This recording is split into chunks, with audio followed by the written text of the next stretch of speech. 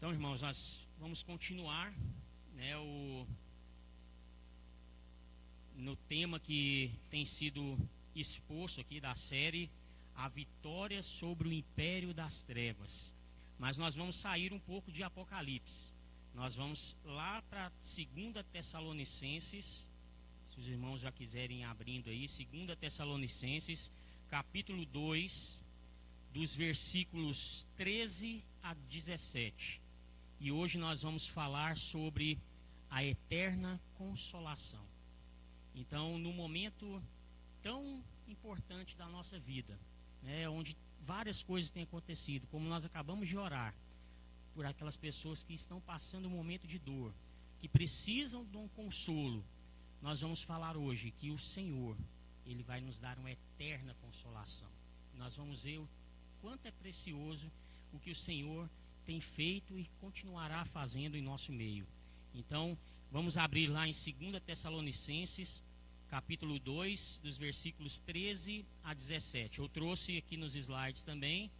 Hoje está com um efeito ali que está saindo e voltando para a tela inteira, mas acho que dá para acompanhar. E quem tiver a Bíblia também, abra para acompanhar também. Vamos ler. Mas devemos sempre dar graças a Deus por vocês, irmãos amados pelo Senhor, porque Deus os escolheu desde o princípio para a salvação, pela santificação do Espírito e fé na verdade. Foi para isso que também Deus os chamou mediante o nosso Evangelho, para que vocês alcancem a glória de nosso Senhor Jesus Cristo.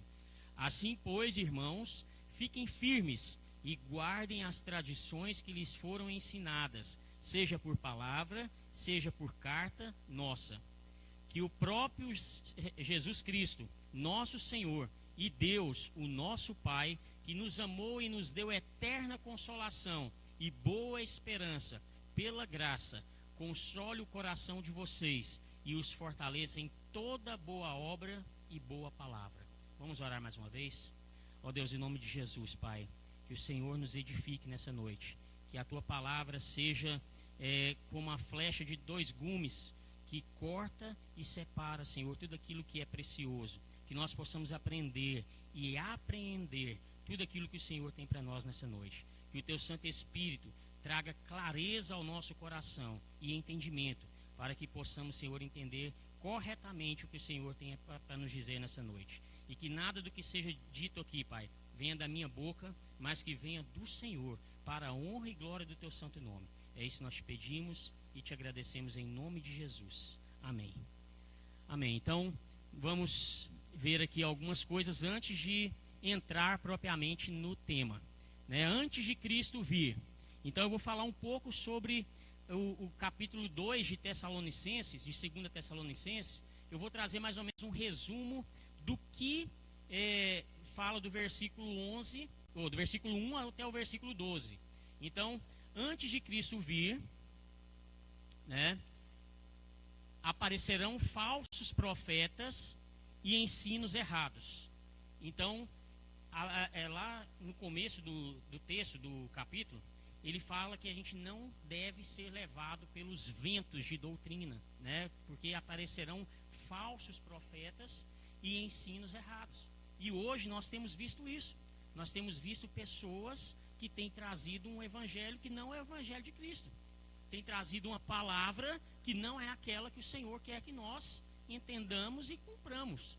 Então, isso são falsos ensinos, ensinos errados. E isso tem levado muitas pessoas para o inferno. Por quê? Porque não tem o entendimento correto daquilo que o Senhor tem trazido, né? E aí ele continua falando que nós não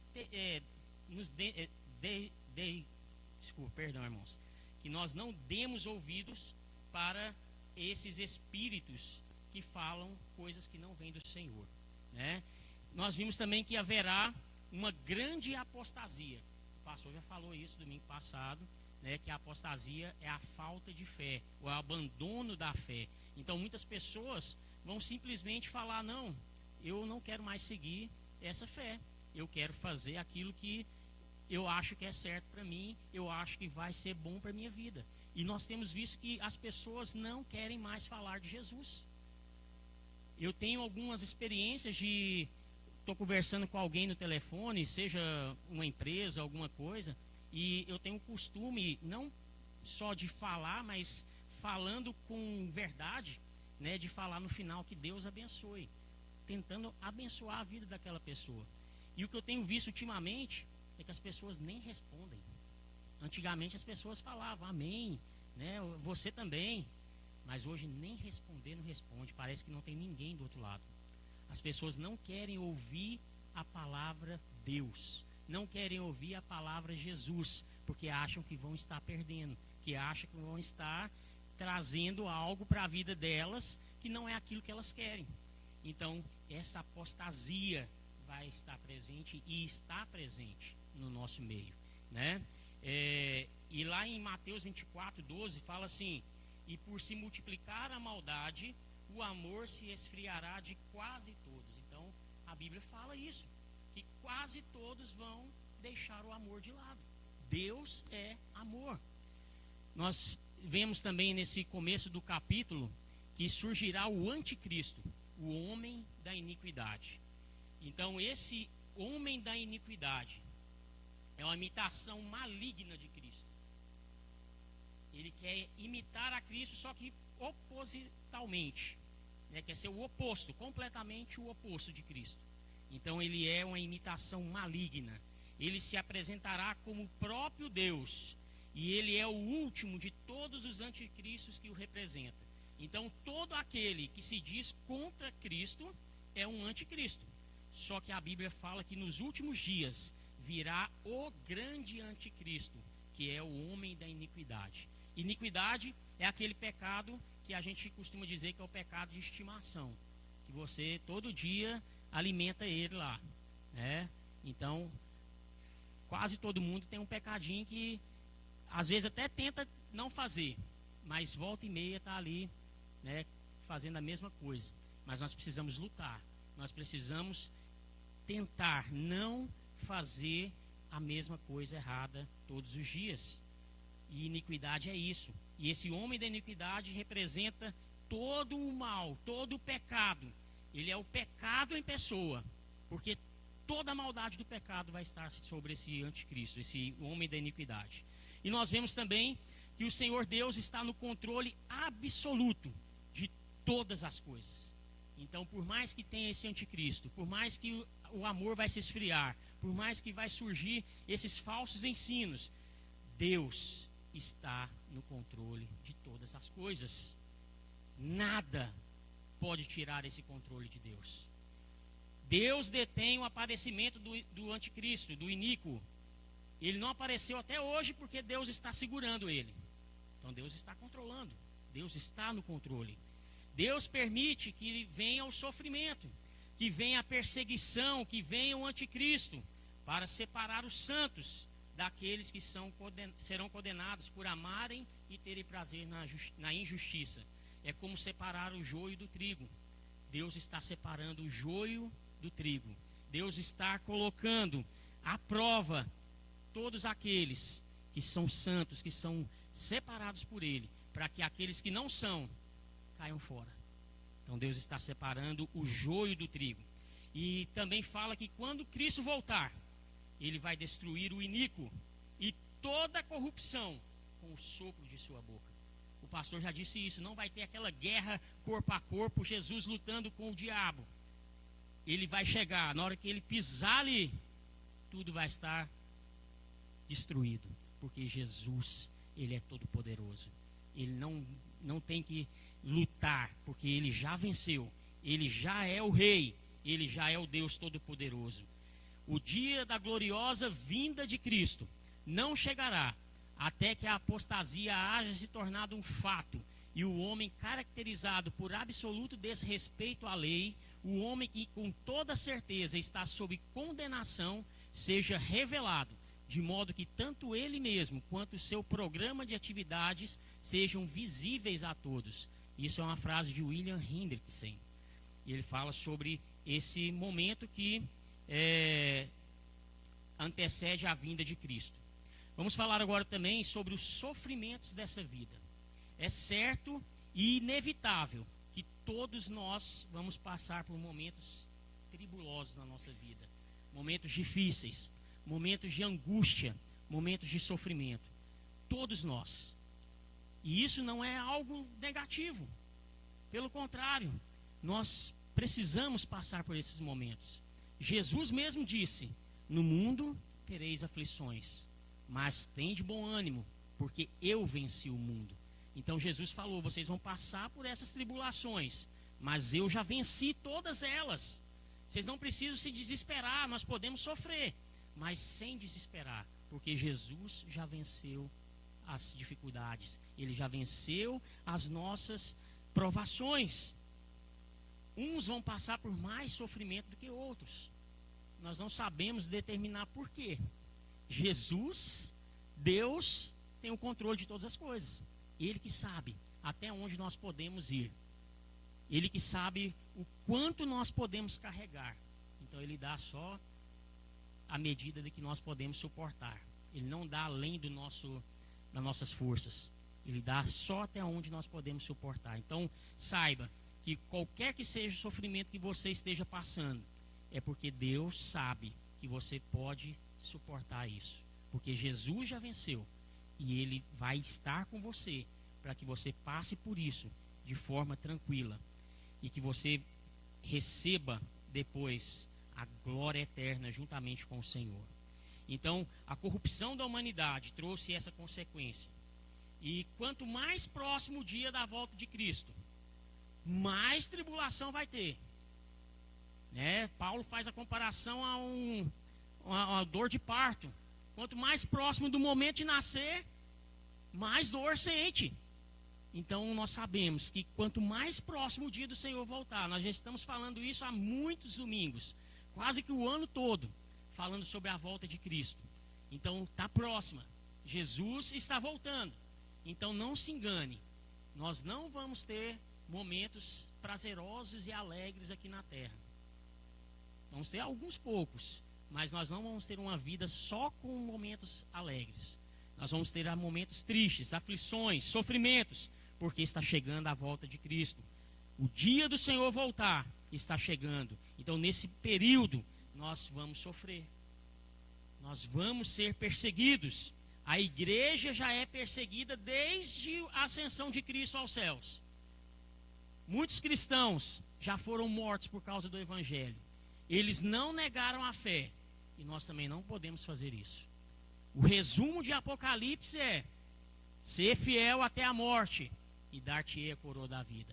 Então vença as tribulações, seja firme, fiel, não abra mão do Evangelho, porque se você abrir mão do Evangelho, você não estará no céu. Se você falar: não, levanta a bandeira aqui, estou entregando os pontos, não pode ser assim.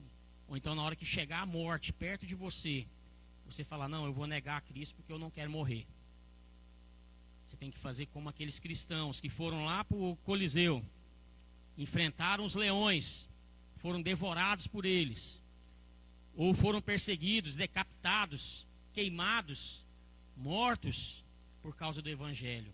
Então nós sabemos que vão vir ainda muitas doenças, talvez piores que o Covid, violência gratuita, sem nenhum sentido. A pessoa vai ficar fora de si, vai começar uma violência descontrolada. Nós vemos também a fúria da natureza, cada vez mais forte, cada vez mais destruidora, mais devastadora. E aí, o que nos consola? Para algumas pessoas, nada. Principalmente no momento de maior aflição. Parece que nada traz consolo ao coração. Parece que nada tira aquela angústia. Parece que nada muda aquele momento. Se você já passou por um sofrimento muito grande, você vai entender isso. Você vai lembrar que naquele momento, para você parece que não tinha uma solução prática para aquilo que você estava passando. Então, para algumas pessoas, nada pode consolar. Para outras pessoas, talvez o seu mérito. Ah, eu sou bom, eu faço isso bem feito. Então, eu vou conseguir sair dessa dessa situação. Então eu, por mim mesmo, por meu mérito, vou conseguir me consolar. Então para alguns pode ser dessa forma. Eles se acham melhores do que os outros. Ou talvez porque nós somos cristãos. Não, eu sou cristão, então assim, né, eu posso ficar tranquilo, porque eu vou ser consolado. Mas muitos cristãos, através das falsas religiões, dos falsos ensinos, têm achado que o cristão não pode sofrer. Tem achado que o cristão não pode passar por dificuldade. Porque se ele estiver passando por dificuldade, se ele estiver doente, é porque ele não está em Cristo. É porque ele não está obedecendo a palavra. E aí, por isso que ele está sendo castigado pelo Senhor. Mas Jesus disse: no mundo tereis aflições. Por que Jesus sofreu na cruz? Morreu no seu lugar, no meu lugar. Sofreu toda aquela violência. E nós não podemos sofrer. Nós somos melhores do que o Senhor Jesus? Que nós não podemos ter um sofrimento na nossa vida? É claro que o sofrimento não é legal. Sofrer não é bom. Não estou falando aqui que você tem que sofrer rindo e falando: opa, estou sofrendo, olha aqui, ó, que legal. Não, mas nós temos que entender que o sofrimento faz parte do nosso crescimento espiritual. Às vezes, Deus permite que nós passemos por algumas coisas para que nós possamos enxergar aquilo que Ele está querendo nos dizer. Porque se nós não passarmos aquele momento de dificuldade, o coração nosso vai fechar para aquilo que o Senhor está falando. E aí Ele fala: opa, peraí, então você vai precisar passar por isso para você aprender o que eu estou querendo te ensinar. Lá em João 16, 33, fala assim: falei essas coisas para que em mim vocês tenham paz. No mundo vocês passam por aflições, mas tenham coragem, eu venci o mundo. Em Filipenses 3,10 diz assim: o que eu quero é conhecer Cristo e o poder da sua ressurreição, tomar parte nos seus sofrimentos e me tornar como Ele na sua morte. Olha aí, o que fala lá em Filipenses. Nós temos que tomar parte nos sofrimentos de Cristo, tomar parte com Ele na sua morte. Então nós temos que entender que isso faz parte para que nós possamos glorificar a Deus através de nossas vidas. Ou também para alguns pode ser pela força de vontade ou pela capacidade. Hoje nós temos muitos coaches que falam assim: não, você pode vencer isso aí, viu? É só você mudar aí, ter um restart aí na sua mente aí, para você mudar essa questão na sua vida, essa situação na sua vida. Você não pode sofrer, você tem capacidade de vencer isso. Você tem condições de não precisar passar por isso. Então tem muitas pessoas sendo enganadas através dessas palavras. Ou então, nós podemos achar que um líder político ou um governo vai nos consolar. Achar que se um ganhar, nós vamos estar consolados. Se o outro ganhar, nós vamos estar consolados. Eu quero falar para vocês a mesma coisa que o pastor Jones falou na semana passada. Não existe nenhum governo humano que seja bom, que seja honesto, que seja justo. Não existe. Todos os governos humanos são corruptos, porque nós vivemos uma decadência humana. Nós somos corruptos, a humanidade está corrompida. O único governo 100% justo, puro e verdadeiro é o governo de Jesus Cristo. E ele vai se materializar lá no céu quando ele voltar e vai nos levar para lá. E nós vamos reinar eternamente com ele. Então aí nós vamos ver um governo que seja justo. Então não coloque o seu consolo em algum político, alguma filosofia nova, alguma força econômica, né? Não coloque seu consolo nisso, porque isso não vai trazer o consolo para você. Isso não vai mudar a sua vida. Isso não vai fazer você ser melhor ou viver melhor. Pode passar. Tem um texto aqui que eu não coloquei aí, uma outra fala, de Marshall. Nesse texto, Paulo está pensando em uma fonte interior de encorajamento que capacitará os leitores a enfrentar com confiança quaisquer provações que possam existir à sua frente. É eterna, no sentido de perdurar a totalidade desta era e continuar na próxima, como a vida eterna. Então nós temos que buscar o consolo no Senhor. É o Senhor que vai trazer o consolo para nós. E agora nós vamos entrar no nosso texto de hoje. Então, em primeiro lugar, nós vamos ver aqui no versículo 13 que Deus nos escolheu e nós somos amados por Ele. Isso é um consolo para nós. Se você acha que você está passando por algo difícil, lembre-se, Deus te escolheu e nós somos amados por Deus. Quer um consolo melhor que esse? Deus te ama. Deus escolheu você. Vou ler novamente o versículo 13. Mas devemos sempre dar graças a Deus por vocês, irmãos amados pelo Senhor, porque Deus os escolheu desde o princípio para a salvação, pela santificação do Espírito e fé na verdade. Então nós vemos que nós temos que ter gratidão pela igreja, amada por Deus. No contexto da carta, Paulo estava se dirigindo à igreja de Tessalônica, mas aqui nós podemos contextualizar também para nós, porque ele está falando que nós temos que dar graças a Deus por vocês. Ele falando para a igreja de Tessalônica, mas serve para nós também. Dar graças a Deus por nós, porque nós somos amados por Deus. Deus ama a sua igreja, Deus ama o seu povo e escolheu o seu povo desde o princípio para a salvação. E aí no começo aqui, no versículo 12, esse versículo 13 ele vai contrastar com o versículo 12, porque lá fala que os ímpios serão condenados por amar a injustiça, E aqui ele está falando que Deus nos ama e nos escolheu. Então nós temos que estar sempre gratos a Deus. O presbítero Diogo disse isso aqui agorinha, que nós temos que mostrar gratidão ao Senhor.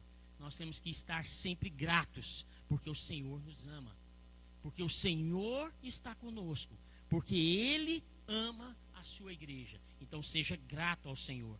Tem uma pesquisa que mostra aí que se você contar quantas vezes você reclama no seu dia e quantas vezes você agradece, a reclamação vai ganhar de lavada, porque nós mais reclamamos do que agradecemos. E nós temos que mudar isso. Nós temos que agradecer ao Senhor, ser gratos pelo Senhor, porque Ele nos ama, porque Ele nos escolheu. Lá em João 3:16, é um versículo que todo mundo conhece, fala: porque Deus amou o mundo de tal maneira que deu o seu Filho unigênito, para que todo que nele crê não pereça, mas tenha a vida eterna. Deus nos escolheu no princípio de todas as coisas. Então, dentre toda a humanidade, Deus nos deu a maravilhosa graça de sermos salvos da morte eterna. Por que Deus escolheu uns e não escolheu outros? Cabe a mim e a você julgar isso, falar por que Deus não escolheu algumas pessoas? É vontade dele. Ele é o Criador. Se você for pegar uma situação semelhante, pessoas que criam coisas, vamos supor um escultor, ele vai criar uma série de esculturas. Ele vai escolher algumas. Outras, às vezes, ele não vai escolher. Por quê? Porque ele não achou que ficou tão legal. Ou porque teve algo que não levou ele a amar de fato aquela escultura. Isso é natural. Isso é natural não só da humanidade, mas porque Deus, ele ama alguns e não ama outros. Mas porque disso, nós não podemos entender, nós não podemos compreender. Só Deus, na sua infinita graça e misericórdia, ele pode, escolher aqueles que ele quer. Então ele escolheu alguns. E se ele escolheu você, meu irmão, você tem que estar grato, porque ele escolheu você. Dentre bilhões e bilhões e bilhões de seres humanos, ele escolheu você. Então isso é algo que consola, é algo que você precisa levar em consideração. E nós não sabemos quem foi que Deus escolheu. Eu não sei te falar, Deus escolheu esse, não escolheu aquele, escolheu aquele. Ninguém pode falar isso. É só Deus que sabe. E a pessoa que vai ser salva. Só Deus é a pessoa. Não tem como você afirmar com certeza, Deus não escolheu aquela pessoa ali, Então, por isso que Deus fala que nós temos que pregar o evangelho a toda criatura, porque nós não sabemos quem Deus escolheu, mas nós temos que pregar, sem exceção, a todos. Não nos cabe questionar a escolha de Deus, porque Ele é infinito e perfeito, e nós somos finitos e imperfeitos. Efésios 1:4 fala: antes da fundação do mundo, Deus nos escolheu nele para sermos santos e irrepreensíveis diante dele e em amor. Deus nos escolheu para a salvação por meio da santificação e fé. Qual foi o propósito de Deus ter nos escolhido? Por que Deus nos escolheu? Para que nós fôssemos salvos do pecado e da corrupção. Então, aqueles que Deus escolheu estão salvos do pecado e da corrupção. É claro que até Jesus voltar, ainda tem um resquício desse pecado. Não tem como a gente ser completamente santo nessa terra, nessa vida. Só quando Jesus voltar. E aí sim, nós vamos receber um novo corpo.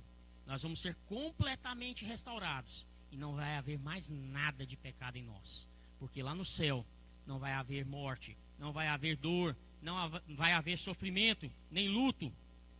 Mas Deus vai estar face a face conosco.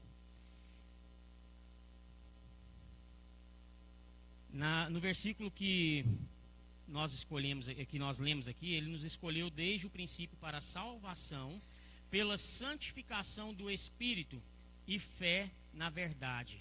Ele quer aqui que nós sejamos conforme a imagem de Cristo. Cristo é santo. Deus é santo. Ser santo é ser separado do pecado. Então é ser salvos do pecado. É isso que nós estamos vendo aqui. Então os escolhidos viverão para Cristo, tornando-se santos através da santificação pelo Espírito e fé na verdade. É impossível que os salvos queiram e busquem uma vida de promiscuidade, distante de Deus, porque o mesmo Deus que nos escolheu, Ele também nos capacitará, nos justificará e nos glorificará. É preciso crer e querer essa verdade. Isso é fé. É você crer de fato e de verdade que o Senhor morreu na cruz por você, que você é um trapo de imundícia e precisa dele, para que você seja santificado nele, não em você, mas nele. Ter fé não é apenas crer intensamente em alguma coisa, como alguns dizem, né? O brasileiro tem fé. Fé em outras coisas que não é Deus. Isso não é fé. Fé é você crer que o Senhor, Ele é absoluto, Ele é soberano. E querer viver intensamente essa verdade. João 4,6 fala: Jesus respondeu: eu sou o caminho, a verdade e a vida, e ninguém vem ao Pai senão por mim. William Hendrickson também fala sobre essa parte também. Paulo conforta os leitores com o pensamento de que a sentença de condenação não cairá sobre eles, pois eles foram escolhidos desde a eternidade. Nessa soberana eleição, não só o fim foi pré-ordenado, mas também os meios através dos quais ela se manifestaria. O fim é a salvação, e os meios são a santificação por meio do Espírito e fé na verdade. Então, isso é a mais absoluta verdade, porque nós precisamos crer que, salvos, escolhidos pelo Senhor, nós não passaremos pela condenação eterna. E isso também é um consolo para nós, saber que nós não passaremos a eternidade no inferno, mas que nós passaremos a eternidade nos céus. Então isso é um consolo, mesmo em sofrimento, saber que um dia tudo isso vai passar, tudo isso vai acabar. E nós vamos estar num lugar que não haverá mais dor, não haverá mais morte, nem sofrimento. Nós temos que ser consolados por essas palavras. Em segundo lugar, Deus nos chamou pelo Evangelho para a glória de Cristo. Está no versículo 14. Foi para isso que também Deus os chamou mediante o nosso Evangelho, para que vocês alcancem a glória de nosso Senhor Jesus Cristo. Então nós vemos aqui que Deus nos chamou eficazmente. Então o chamado do Senhor é eficaz. Lá em Romanos 8, 28 a 30, fala assim: sabemos que todas as coisas, foi o que nós cantamos aqui agorinha, cooperam para o bem daqueles que amam a Deus, daqueles que são chamados segundo o seu propósito. Pois aqueles que Deus de antemão conheceu, Ele também predestinou para serem conformes à imagem de seu Filho, a fim de que Ele seja o primogênito entre muitos irmãos. E aos que predestinou, a estes também chamou. E aos que chamou, a esses também justificou. E aos que justificou, a esses também glorificou. Então todas as coisas cooperam para o bem daqueles que amam a Deus. Isso significa que nós não vamos passar por nenhuma aflição, que todas as coisas cooperam para o bem, que nada que você vai fazer vai dar errado. Não, não é isso que significa isso aqui. Significa que mesmo que você passe por um momento que teve algo difícil na sua vida, vai dar certo no final, porque o Senhor está com você, porque o Senhor está cuidando de você. Então pode ser que até no começo pareça que está errado, mas Deus está no controle. Deus está no controle de todas as coisas. E no final, Ele vai te levar para um lugar maravilhoso, e que você vai ser agraciado com coisas que nós não podemos nem imaginar. Então o chamado de Deus para nós, a nossa eleição, não é para ficarmos parados, estáticos, gastando tempo com coisas vãs e supérfluas. Muita gente fala: não, se então tudo vai dar certo para mim. Não, se no final vai dar certo. Pode ser o que for que vai acontecer na minha vida, vai dar certo. Então eu vou ficar só sentado no banco, sentado na minha casa, e não preciso fazer mais nada. Jesus já fez tudo. Não é isso que a Bíblia fala, não é isso que a Bíblia nos leva a fazer. Nós temos que levantar e fazer o nosso melhor em tudo. Façamos o nosso melhor em tudo, porque é para o Senhor. Sejamos gratos. Como que você é grato?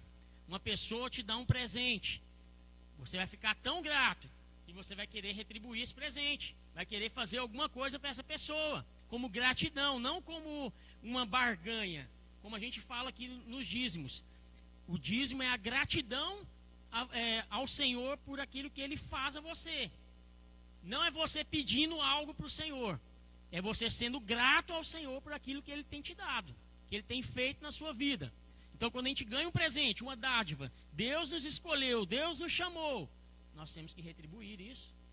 Nós temos que levantar e ser ativos, fazer aquilo que o Senhor tem nos chamado. Então nós temos que fazer a obra do Senhor, realizar a obra do Senhor. Mas pode ficar tranquilo, que você não vai realizar com a sua força, não. Ele vai te dar todas as coisas que você precisa para realizar essa obra. Então Ele vai te capacitar, te justificar e te glorificar. Então aqueles que Ele chama, Ele justifica e também glorifica. Jesus nos chamou mediante a pregação do Evangelho. Evangelho significa boas novas. A revelação de que Cristo já pagou o preço para nos redimir, resgatar do pecado e nos tornar santos e amados por Deus, nos habilitar a ter uma nova vida abundante, livre da escravidão do pecado, é a maior e plena consolação que o pecador pode ter. Então saber isso, saber essa revelação é um consolo. E nós precisamos pregar o Evangelho. Nós precisamos levar este Evangelho puro, que é Jesus, as boas novas, que é Jesus, para aqueles que estão sofrendo, para aqueles que estão numa situação insolúvel, sem saída, para que eles saibam que existe uma saída, para que eles saibam que existe um consolo que é eterno. Nós temos que pregar a palavra, e nós só somos chamados mediante a pregação do Evangelho. Então não adianta. Nós tivemos até uma discussão aqui no louvor um tempo atrás, sobre como que uma pessoa podia ser salva, né? Se ela poderia ser salva sem ouvir a palavra sobre Jesus, sem ouvir de Jesus. E realmente ela não pode, porque a salvação é só através de Jesus. Imagine que você está num lugar que tem 20 portas, Só uma porta que pode te levar para o céu: Jesus. Se você passar por qualquer outra porta, você não chega no céu. Então é só o Evangelho que pode te salvar. Só Jesus pode te salvar. Nós só podemos ser salvos do pecado e da corrupção se nós crermos em Jesus como o único, vivo e suficiente caminho para a salvação. Não há nada e nenhum outro que possa nos consolar e nos afastar por completo de quem éramos, do que fazíamos e vivermos uma nova vida. Deus nos chamou para sermos glorificados em Cristo Jesus. O chamado eficaz do Senhor nos dá condições de cumprir o seu propósito nas nossas vidas. Sermos glorificados em e através da glória de Cristo. Nunca, nada do que você faça vai te tornar merecedor. Você pode ser a melhor pessoa do mundo, pode ajudar todos os pobres, pode fazer tudo de bom. Se não for através de Jesus, se não for por Jesus, nada disso tem valor. Só tem valor em Cristo. Por isso que fala que nós seremos glorificados em Cristo. Porque quando nós fizermos isso em Cristo e para Cristo, isso vai ter um valor inestimável. Então Cristo muda toda a perspectiva daquilo que você vai fazer. Se você fizer sem Cristo, não vale nada. Se você fizer com Cristo e para Cristo e em Cristo, isso vai ter uma diferença muito grande. Porque isso vai levar pessoas a também terem a oportunidade de ouvirem sobre Jesus. Timothy Keller fala que por que ganhamos a vida eterna? Porque Jesus foi morto. Nós somos amados com um amor eterno, porque ele foi abandonado. Nós triunfamos sobre o pecado, porque ele foi torturado e morto. O Evangelho é a consolação mais intensa que podemos oferecer ao coração do homem. Então o Evangelho é o maior consolo que você pode oferecer a qualquer pessoa que precisa. Então, se você conhece alguém que precisa de consolo, ofereça o Evangelho de Cristo. Ofereça a Cristo. Ele é o único que pode nos consolar de todas as coisas. Em terceiro lugar, Deus nos fortalece para preservar e guardar a palavra. Os versículos 15 a 17. Assim, pois, irmãos, fiquem firmes e guardem as tradições que lhes foram ensinadas, seja por palavra, seja por carta nossa. Que o próprio Senhor Jesus Cristo, nosso Senhor e Deus, o nosso Pai, que nos amou e nos deu eterna consolação e boa esperança pela graça, console o coração de vocês e os fortaleça em toda boa obra e boa palavra. A igreja deve ser ativa na perseverança e na obediência. Salmos 20, versículo 7 fala assim: uns confiam em carros de guerra e outros em seus cavalos. Nós, porém, invocaremos o nome do Senhor, nosso Deus. Então é só Deus que nós temos que ter confiança, plena confiança, porque é só Ele que nos consola. Nós temos que ser perseverantes e obedientes ao Senhor, porque é só o Senhor que pode nos livrar de toda e qualquer tribulação, de toda e qualquer circunstância. Para sermos perseverantes e obedientes, é fundamental nós termos plena confiança no Senhor. Confiar totalmente, sem nenhuma reserva. Se jogar nos braços do Senhor, Ele vai te livrar. Enquanto você estiver pondo a sua mão para resolver o negócio, Deus não vai forçar você a tirar a mão. Ele vai esperar que você tire a mão e fale: Senhor, eu não consigo mais. É só o Senhor que pode. Uma coisa que nos é falada constantemente, ou em algumas vezes, né? O que a gente ouve falar constantemente. Agora só Deus para resolver essa coisa. Aí a pessoa desespera, fala assim: nossa, só Deus agora. Por que nós desesperamos? Se é só Deus. Se é o Deus do impossível. Se é o Deus Todo-Poderoso, Criador dos céus e da terra. Quando o médico, alguém falar, só Deus pode fazer isso, você tinha que dar um pulo, um salto e falar, glória a Deus. Porque agora só Ele que pode resolver a coisa. E se Ele pode resolver, em nome de Jesus Ele vai resolver.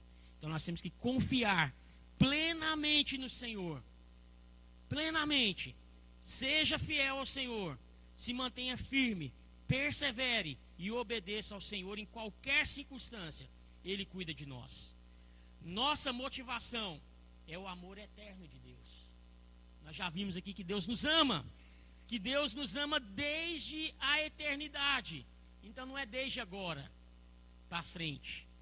Antes da fundação do mundo, Ele já sabia que você ia nascer. Ele já sabia que você estaria aqui hoje. Ele já sabia tudo que você ia passar. E Ele já tinha te escolhido. Então Ele cuida de você. Ele te ama desde a eternidade. Esse amor é eterno. Ele mesmo nos consola, nos garante a esperança e a dádiva imerecida de Deus a nós, de que em breve, no glorioso dia do Senhor, todo sofrimento, toda dor, toda angústia e morte não mais existirão, e nós viveremos eternamente com o Senhor nosso Deus. Para concluir, nós somos fortalecidos para toda boa obra e boa palavra. Então agora, com os nossos corações consolados por todas essas verdades, por todas essas maravilhas, por saber que o Senhor nos ama, que nos escolheu e nos chamou para a salvação do pecado e da corrupção, para que glorifiquemos a Deus através de nossas vidas, nós temos força para nos dispor e fazer toda boa obra e toda boa palavra, seja em compartilhar o Evangelho de Cristo, cheios de alegria, cheios de gratidão, com outros que estão perdidos, carentes em conhecer a Cristo, pois Ele é o único que pode nos livrar de todo o pecado e do inferno. E algumas aplicações para as nossas vidas hoje. Ache no Senhor, no amor de Deus, o seu consolo, a esperança e a motivação para continuar. Então o amor de Deus tem que consolar o seu coração, tem que te dar esperança e a motivação para você continuar. A salvação, ela não é meritória. É um favor que imerecidamente nós alcançamos e recebemos do Senhor por meio do sacrifício de Cristo na cruz. Seja grato a Deus, pois você deveria ser condenado no lugar de Cristo. Então seja grato, porque você não foi, porque Cristo escolheu morrer no seu lugar. Então seja grato ao Senhor porque Ele te escolheu. Louve a Deus por Ele ter te escolhido e te chamado para a glória eterna. Permaneça perseverante e obediente ao Senhor. Lembre-se, todo sofrimento, dor, luto é passageiro. Em breve nada disso existirá mais. Busque a santificação do Espírito e cresça na fé em Cristo. Se você ainda não tem certeza da sua salvação, se entregue completamente a Cristo. Viva uma vida intensa em sua presença. Faça parte do reino de Deus.